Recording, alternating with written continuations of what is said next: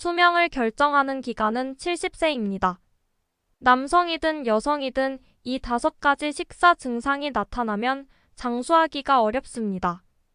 70세의 이삼촌은 지난 6개월 동안 늘 삼키는데 어려움을 겪었고 초기에는 죽, 쌀국수, 국수 등 반액채도 거의 삼킬 수 없을 정도로 증상이 심해졌다. 시간이 흐르고 시간이 지날수록 이제는 물도 마시기 힘든 지경까지 이르렀습니다. 반년 만에 이삼촌은 원래 110kg에서 갑자기 90kg을 감량했고 뭔가 문제가 있다는 것을 알게 된 그의 가족은 서둘러 이삼촌을 병원으로 보냈고 이삼촌은 식도암 진단을 받았습니다. 안타깝게도 너무 오랜 지연으로 인해 식도암은 멀리까지 전이되어 식도암 사기에 속하게 되었으며 현 단계의 식도암은 절대 수술이 불가능하다고 하셨습니다.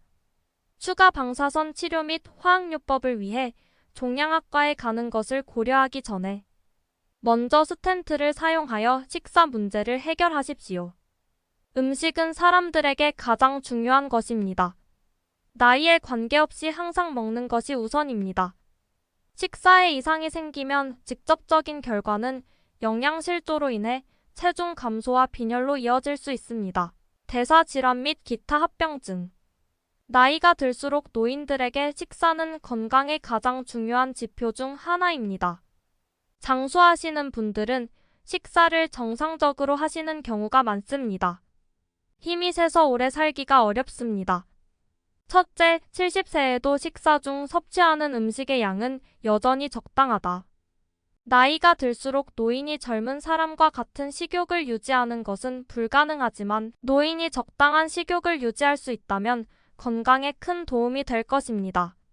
노인의 경우 알 수 없는 이유로 음식물 섭취량이 갑자기 감소한다면 질병의 발병을 경계해야 함은 물론 음식물 섭취량이 갑자기 증가하는 경우에도 좋지 않습니다.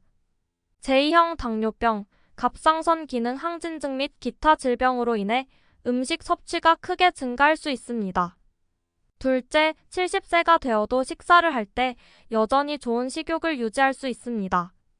나이가 들수록 식욕이 점점 더 나빠지는 노인들이 많습니다.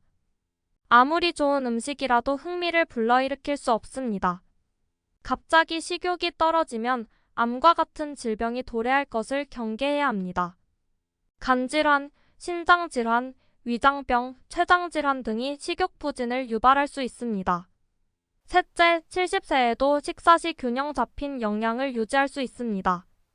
예를 들어 일부 노인은 나이가 들수록 채식만 먹는 반면 절대 채식주의는 건강에 좋지 않으며 특히 단백질 부족으로 이어질 수 있습니다. 절대적인 육식주의는 식이섬유와 일부 수용성 비타민의 섭취도 부족하게 되어 건강에 좋지 않습니다. 고기와 야채를 함께 섭취하는 것이 영양 균형을 유지하는 데 더 도움이 될 수 있습니다.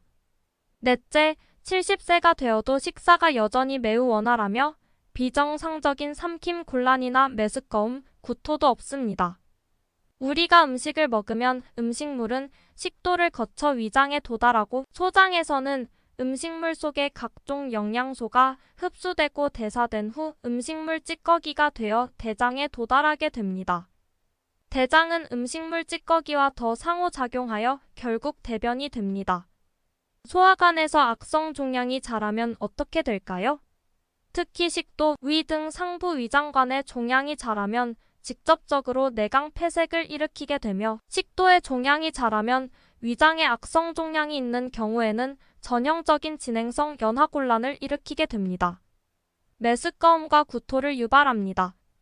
다섯째, 70세가 되면 식사할 때 복부가 편하고 비정상적인 복통이나 복부 팽만감, 배변장애가 없다.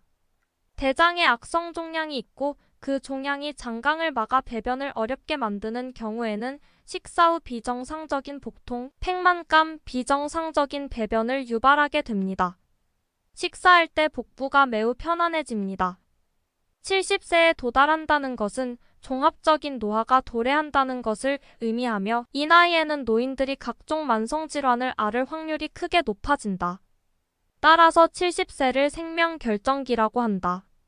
70이면 식사에 대한 세부 사항에 더 많은 주의를 기울이고 적시에 의사의 진료를 미루지 마십시오.